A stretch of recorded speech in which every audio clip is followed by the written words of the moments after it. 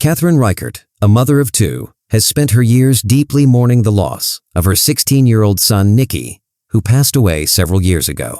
Reflecting on her memories with Nikki, she admits that she never anticipated anything tragic would happen to him. In her sorrow, Catherine has vowed to preserve Nikki's room exactly as it was, refusing to change or move any of his belongings. She even prohibits her younger son, Brady, from entering Nikki's room, fearing that it might disturb his brother's things. Unbeknownst to her, this grief has led Catherine to isolate herself from her husband, Dale, and their younger son. Brady feels neglected and unhappy, struggling under the weight of living in his older brother's shadow and meeting his mother's expectations. Dale, too, is unhappy, having spent years coping with Catherine's grief and the neglect of their marriage, while feeling alone in their home. After Brady and Dale leave for work and school, Catherine occupies her time by tidying the house and gathering flowers from her garden. In the afternoon, she calls Dale to remind him about their planned dinner that evening.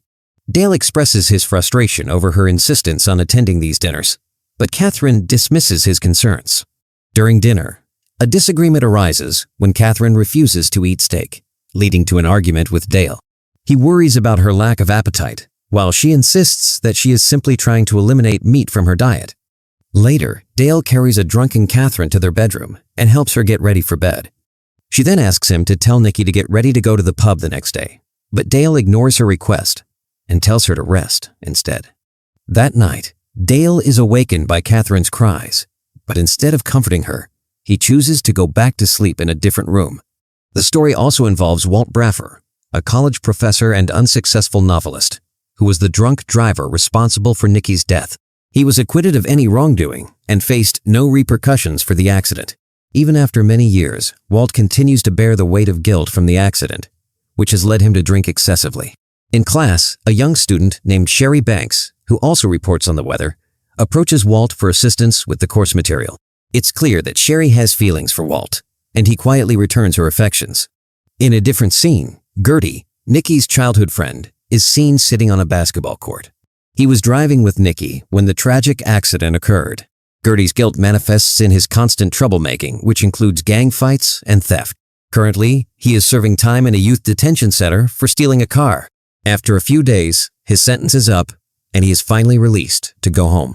Outside, Gertie finds his father, Carl, waiting for him, and they quickly get into an argument. Carl has yet to forgive Gertie for the incident, leading to a strained father-son relationship. This tension also impacts Gertie's relationship with his stepmother, Elise. At their lake house, Geordie, Carl, and Elise are having breakfast together.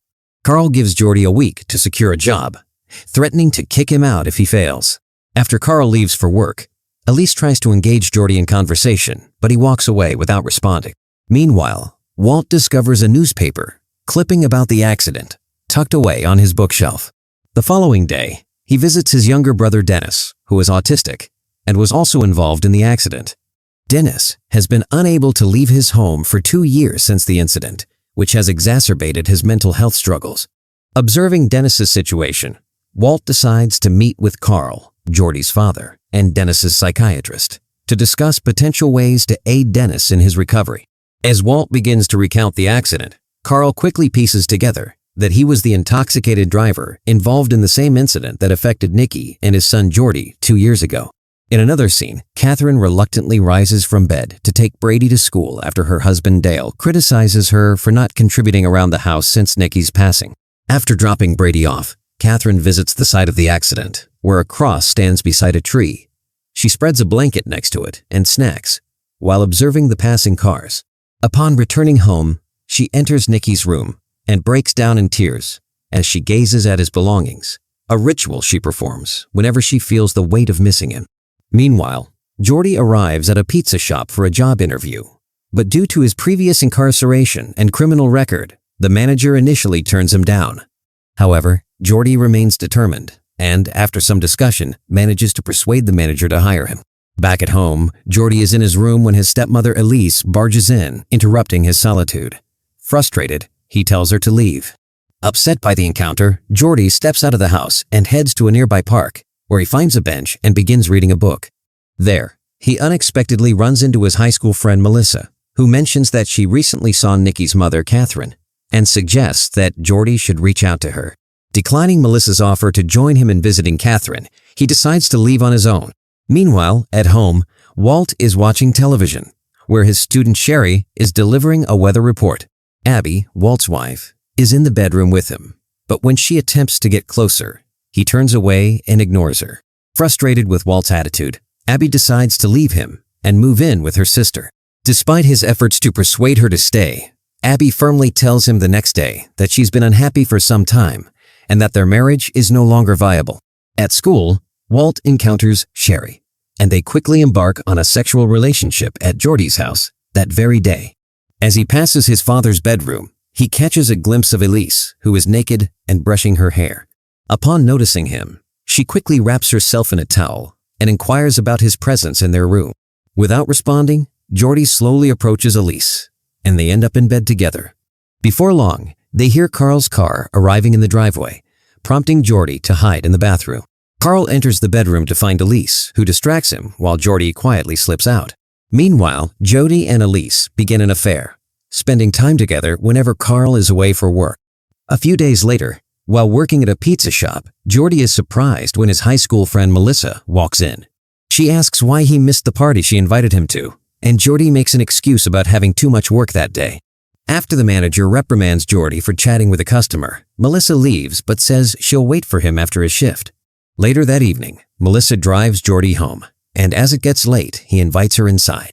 Once inside, they discuss Nikki, which stirs up emotions for Jordy.